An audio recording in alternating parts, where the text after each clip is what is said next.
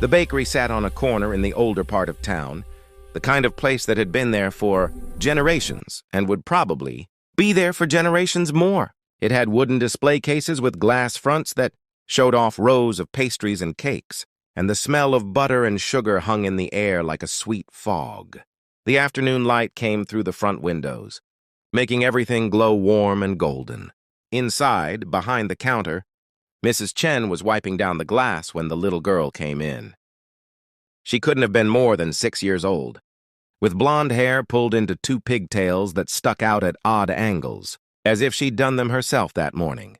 She wore a pink dress with little flowers on it, slightly too big, and she clutched a small canvas bag against her chest with both hands. Her eyes were wide as she looked at all the cakes in the display cases, and she moved slowly, carefully, as if afraid she might break something. Mrs. Chen had owned this bakery for 30 years, and she could tell a lot about people by how they walked through her door. This child walked like someone who knew that treats were special, that you didn't take them for granted, that sometimes you had to save up for something sweet. "Hello, sweetheart," Mrs. Chen said gently, coming around the counter. "Can I help you find something?" The little girl looked up at her with serious blue eyes.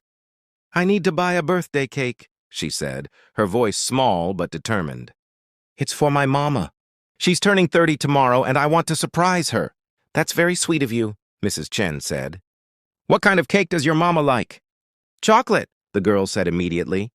"She loves chocolate. And she likes flowers, so maybe a cake with flowers on it?" She paused, then added quietly, "But I only have $5.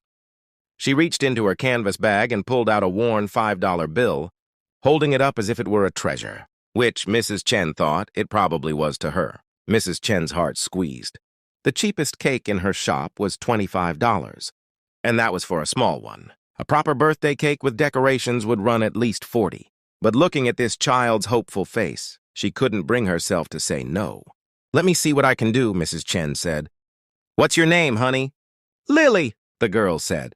"My mama's name is Sarah."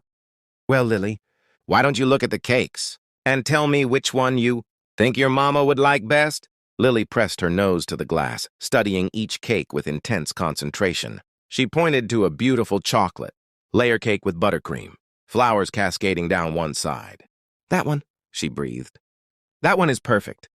Mrs. Chen looked at the cake Lily had chosen.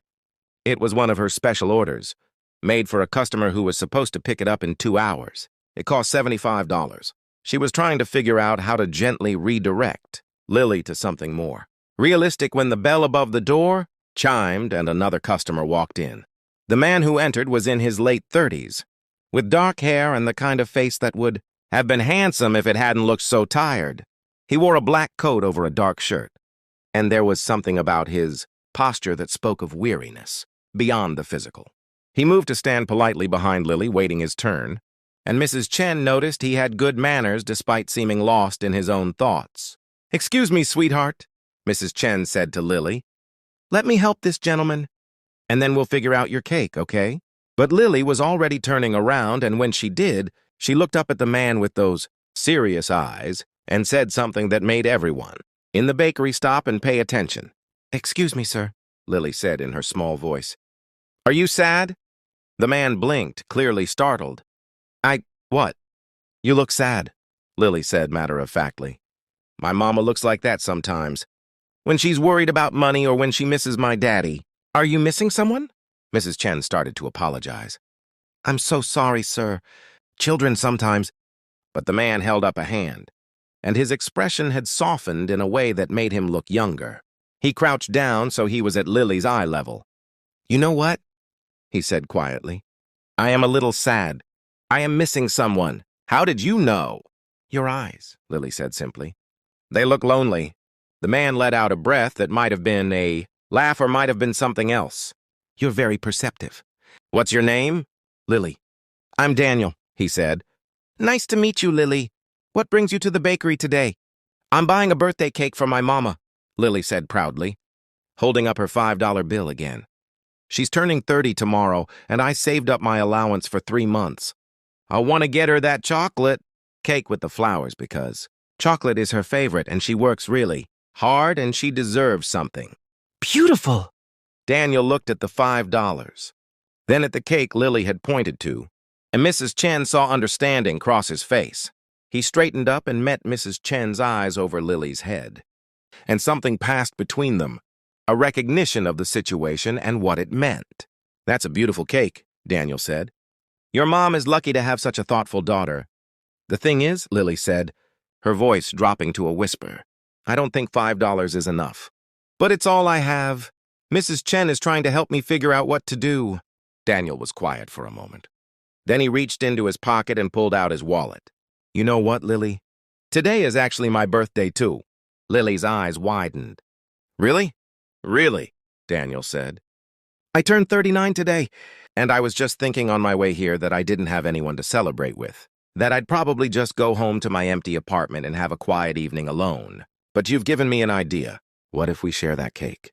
You take it for your mama's birthday tomorrow, and I'll consider it my birthday cake, too. We can be birthday cake partners." Lily frowned, thinking hard. "But that's your birthday cake. You should have it." "I think," Daniel said gently, "that giving your mom a beautiful birthday cake would make me happy. It would make my birthday special to know I helped make someone else's birthday special. Would that be okay with you?" Lily looked uncertain. "But I should pay for it. I have $5. "I'll tell you what," Daniel said. "You give me your $5 and I'll add the rest. It'll be a team effort. Deal?" He held out his hand, and after a moment, Lily shook it solemnly. She handed over her $5 bill, and Daniel gave it to Mrs. Chen along with his credit card. "I'd like to purchase that chocolate cake with the flowers," he said. "And please add whatever else $5 would buy. Maybe some cupcakes or cookies?" Mrs. Chen, who'd been watching this exchange with tears in her eyes, nodded. "I'll box up some of our fresh chocolate chip cookies. They're Lily's contribution to the order." While Mrs. Chen boxed up the cake and cookies, Daniel sat down at one of the small cafe tables, and Lily climbed onto the chair across from him. "Why are you alone on your birthday?" Lily asked with the directness only children possess. Daniel smiled sadly. "Well, I work a lot. I run a company, which means I'm very busy. And somewhere along the way, I forgot to make time for friends and family. My parents passed away a few years ago, and I don't have any brothers or sisters. I used to have friends, but I was so focused on work that I stopped calling them back, stopped making plans. And now, when I look around, I realize I'm all alone. It sort of snuck up on me." "That's sad," Lily said. "Everyone should have someone on their birthday." "You're right," Daniel agreed. "What about you? Where's your dad? Is he helping plan your mom's birthday surprise?" Lily's face fell. "My daddy died when I was 3. I don't remember him much, just a little bit. Just how he used to sing to me before bed. Mama says he loved us very much, but he got sick and couldn't get better." "I'm so sorry, Lily," Daniel said, and his voice was thick with emotion. "That must be very hard." "It is," Lily said. "Mama works 2 jobs now so we can have our apartment and food and stuff. She works at a restaurant during the day and cleans offices at night. She's always tired. But she still reads to me before bed and helps me with my homework. That's why I wanted to get her a really special cake. She deserves something that makes her smile." Daniel had to look away for a moment, and Mrs. Chen, who was listening while she finished boxing the order, had to wipe her eyes with her apron. "Your mama is very lucky to have you," Daniel finally said. "Mr. Daniel?" Lily said. "If you're alone today, do you want to come to Mama's birthday party tomorrow? It won't be fancy. We're just going to have cake and ice cream in our apartment. But you shouldn't be alone on your birthday, even if it was yesterday by then." Daniel looked at this child, who'd known him for 10 minutes and was inviting him into her home, into her family's celebration, simply because she thought no one should be alone. And he felt something crack in his chest, some wall he'd built around himself to protect against the loneliness he'd been pretending wasn't there. "Are you sure your mom would be okay with that?" he asked. "Mama always says we should be kind to people, especially people who are lonely or sad. And you're both, I think. So yes, she'd be okay with it." Mrs. Chen brought over the boxes, the beautiful cake, and a container of cookies. Daniel took out a business card and handed it to Lily. "This has my phone number on it," he said. "Ask your mama to call me if it's really okay for me to come to the party. If I don't hear from her, I'll understand. But Lily, thank you. You've made my birthday better than I expected." Lily carefully put the card in her canvas bag. "Thank you for helping me get Mama's cake. You're a good birthday cake partner. Daniel helped Lily carry the boxes to the address she gave him, which turned out to be a modest apartment building 4 blocks away. He insisted on making sure she got home safely, and when a woman in her late 20s answered the door, clearly surprised to see her daughter with a stranger and expensive bakery boxes, Daniel quickly explained the situation. Sarah, Lily's mother, had the same blue eyes as her daughter, and the tired but kind face of someone who worked too hard and worried too much. She tried to refuse the cake, saying it was too much, but Lily insisted it was, already paid for with her $5 and some help from her birthday cake partner. "I promise I didn't approach your daughter," Daniel said quickly, seeing Sarah's understandable wariness. "We met at the bakery, and she noticed I was alone on my birthday. She has a very kind heart. The cake is genuinely from both of us." Sarah looked at the expensive cake, then at her daughter's proud face, then back at Daniel. "I don't know what to say. This is incredibly generous." "Lily invited me to your birthday celebration tomorrow," Daniel said. "I know that's presumptuous, and I completely understand if you'd prefer I not come, but I wanted you to have my card and to know that your daughter is remarkable. She noticed I was lonely and decided to do something about it. That's a gift you've given her, that compassion." Sarah took the card, saw the company name, and her eyes widened. "You're the CEO of Stratford Industries?" Daniel nodded. "I am. But today I'm just Daniel, someone who met your daughter in a bakery and remembered what it's like to believe. People can be kind to each other for no reason other than it's the right thing to do." That night, Sarah called Daniel. She told him how Lily hadn't stopped talking about her birthday cake partner, about how hard her daughter had worked to save that $5, about how much the gesture meant to them both.